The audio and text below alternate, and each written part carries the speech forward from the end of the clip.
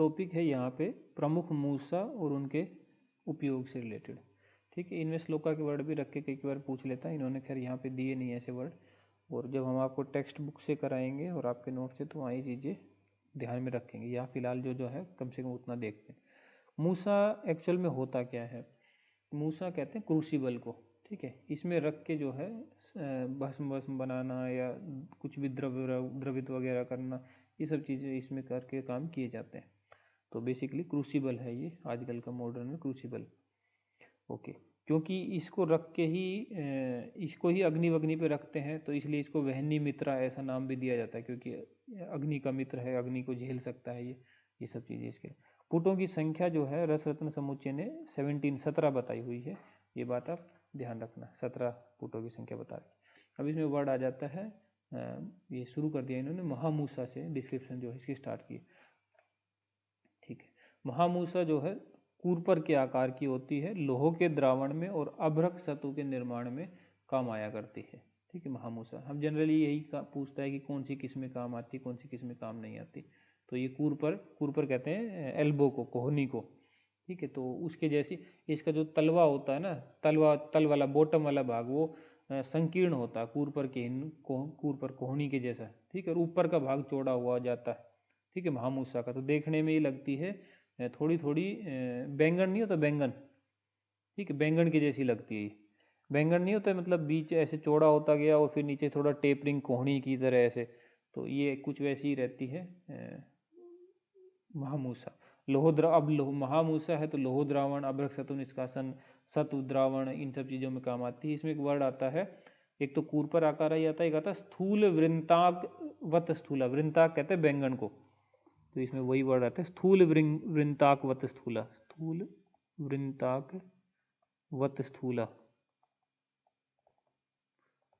बैंगन की जैसी। तो बैंगन जैसे नीचे से थोड़ा टेपरिंग सा, फिर चौड़ा हो गया इस तरह से करके, और काम आती है अभ्रक सत्व आदि में। ठीक है, अभ्रक सत्व निर्माण में और पुट के द्रावण व्रावण में, सब चीज़ों। फिर हम आगे वज्रमूसा में। ठीक है, तो वज्रमूसा में देख लो, वज्रमूसा को इन्होंने कहा हुआ है कि वज्रमूसा काम आती है सत्वपातन के लिए। ठीक है, ओके, सबसे श्रेष्ठ जो मूसा माना जाता है वो वज्र मूसा को ही माना जाता है, ना कि महामूसा को, ऐसे उन्होंने पहले मेंशन कर। लेकिन श्रेष्ठ मूसा कभी पूछा जाए तो श्रेष्ठ मूसा जो है वज्र मूसा को माना जाता है। और एक वर्ड आपने सुना होगा वज्रपात, जैसे इंद्र भगवान ही वज्र रखते हैं तो वज्रपात हुआ, बिजली गिरी, वज्रपात हुआ। तो वज्रपात से आप सत्वपात याद रखना। ठीक है, वज्र तो उन्हीं के पास रहता है जिन पे सात्विक शक्तियां होती है, तो वज्रपात सत्वपात। तो वज्र मूसा क्या करता है, सत्वपातन में काम आता है। सत्वपातन भी किसका, क्योंकि इसका नाम ही वज्र है, तो सत्वपातन ऑफ दृढ़ पदार्थ, जो दृढ़ पदार्थ है जिनका काठिन्य ज्यादा है, ठीक है जी, उनमें उनके सत्वपातन के लिए काम आता है। सत्वपातन दृढ़ पदार्थों के लिए वज्र मूसा काम आता है। क्योंकि फिर आगे मृदु द्रव्यों की भी बात चलेगी, तो मृदु द्रव्यों के लिए वृंताक मूसा काम में आता है। इन्होंने लिखा ना नीचे खरपर के सत्वपातन के लिए, तो खरपर एक मृदु द्रव्य है।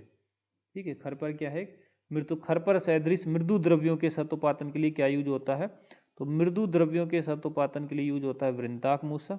वृंताक बैंगन का सिनोनिम होता है, तो उससे भी याद रखना, बैंगन तो बड़ा सॉफ्ट सा मृदु सा होता है, तो वो मृदु द्रव्यों के सत्वपातन में काम आएगा। जबकि वज्र तो नाम ही से है कि ये वज्र है, खतरनाक है, कठिन है, हीरे का पर्याय भी होता है, वो भी हार्डेस्ट सब्सटेंस है, तो वो कठिन द्रव्यों के सत्वपातन में या सिंपली सत्वपातन में।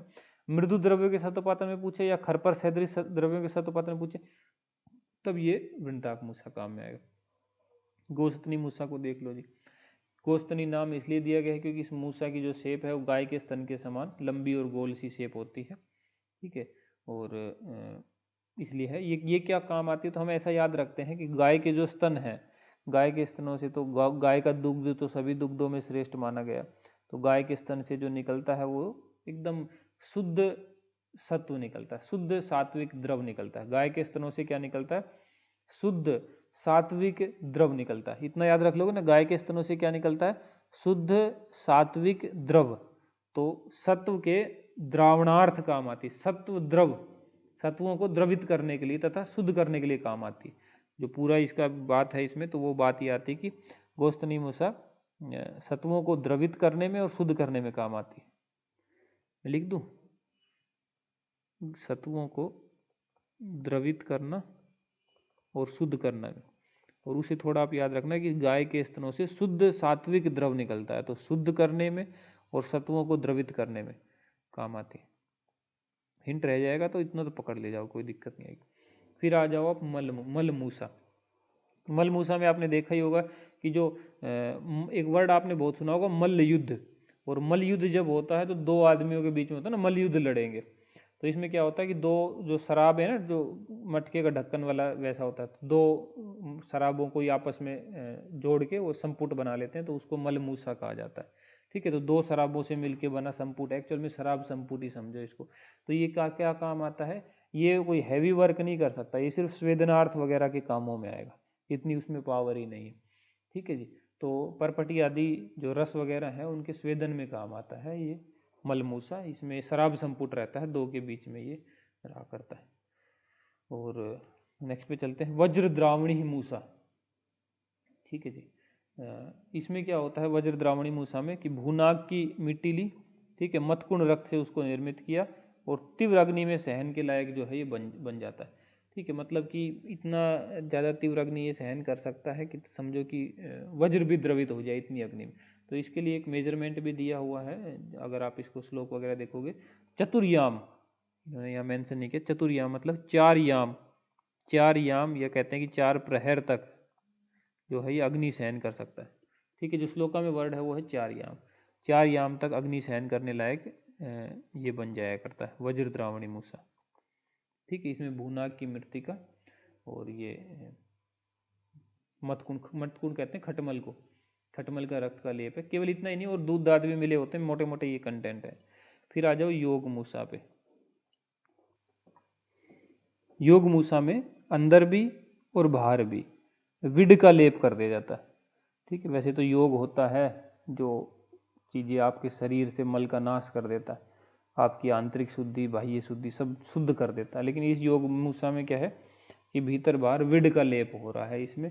अच्छा, इसका फायदा क्या होता है करने का, इसका फायदा ये बताया जाता है कि इससे जो इसमें जो अगर पारद सिद्ध होता है वो तो पारद जो है विशेष गुणकारी बन जाता है।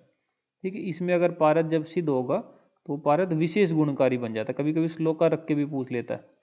ठीक है, इसलिए जब हम टेक्स्ट बुक में आपको कराएंगे और आपके नोट्स में तो वहाँ श्लोका भी मेंशन करेंगे। ठीक है, इसमें वर्ड आता है अन्या साधित सुतो जायते गुणवत्तर। बताओ कौन सा मूसा है, अन्या साधित सुतो जायते गुणवत्तर, कि इसमें सिद्ध हुआ सुत यानी पारद, पारद का एक भेद सुत भी रहता है, वो गुणवत्तर हो जाता है, विशेष गुणकारी हो जाता है। तो ये योग मूसा है। ठीक है, जिसमें विड समायुक्ता विड विलेपिता। ठीक है, विड का यूज होता है अंदर बाहर। फिर आती है गार मूसा। ठीक है, गार में याद रखना भैया कि ये 2 याम तक अग्नि सहन कर सकती है। ऊपर वाली आई थी एक वज्र द्रावणी मूसा, वो 4 याम तक सहन कर रही थी। दोनों को ध्यान रखना, कौन सी 2 याम कौन सी 4 याम तक सहन कर पाती। ओके, तो याद रह ही जाएगा मेरे हिसाब से, ऐसी कोई खास बात नहीं है। फिर आप आ जाओ वर मूसा में। वर मूसा में देखो ये 1 ही याम तक अग्नि सहन कर सकती है। तो वर और वधु नहीं होते हैं, तो वर तो एक ही हुआ करता है। ठीक है, तो एक ही वर है तो 1 ही याम तक की अग्नि सहन कर पाती है। इसे थोड़ा, या एक ही वरदान मिलता है जनरली, तो 1 ही याम तक अग्नि, तो 1 याम तक वर करेगी, 2 याम तक गार वाली करेगी, 4 याम तक जो है वज्र द्रावणी मूसा जो है अग्नि सहन कर सकती है। फिर आई हुई है वर्ण मूसा। वर्ण मूसा में देखो, अब जिसका नाम वर्ण मूसा है तो कहीं ना कहीं वर्ण से या कलर से तो वो रिलेटेड होगी। तो इसमें क्या होता है, ठीक है, इसका उपयोग करते हैं वर्ण उत्कर्ष के लिए, मतलब कि द्रव्य जो है उसमें थोड़ा कलर वलर हमें करना हो इस तरह से।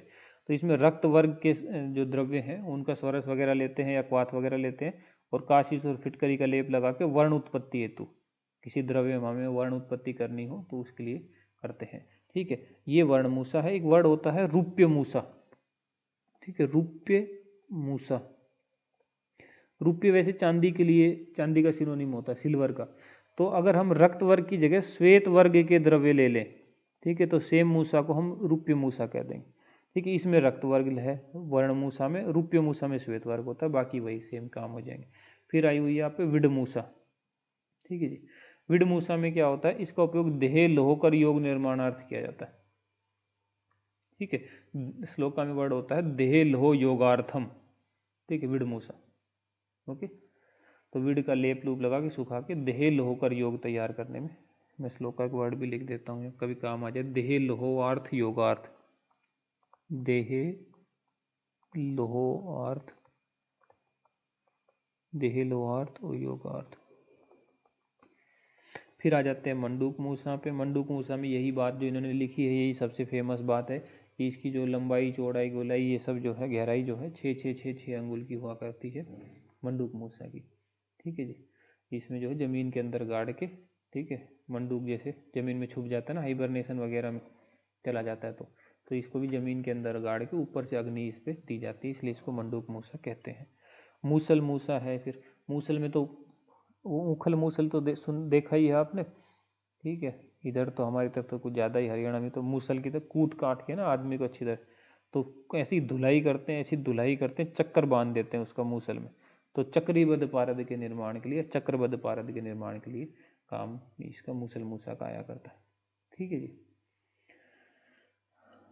बस ये मूसा से रिलेटेड क्वेश्चन है। ठीक, नेक्स्ट पे चलते हैं, तो कोष्ठी वगैरह पे चलते हैं, भट्टी वगैरह जो बनेगी कोष्ठी।